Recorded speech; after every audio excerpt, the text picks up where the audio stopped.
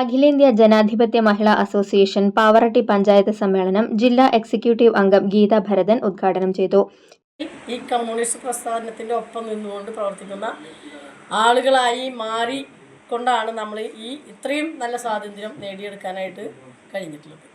ജനാധിപത്യ മഹിളാ അസോസിയേഷൻ എന്ന് പറയുന്നത് ഇന്ത്യക്കകത്ത് ഏറ്റവും വലിയ സംഘടനയാണ് ജനാധിപത്യ മഹിളാ അസോസിയേഷൻ.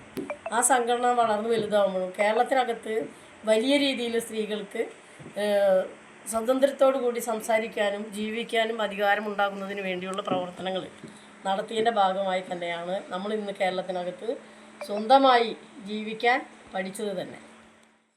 സിബി ജോൺസൺ അധ്യക്ഷത വഹിച്ചു. സെക്രട്ടറി റജില സന്തോഷ് റിപ്പോർട്ട് അവതരിപ്പിച്ചു.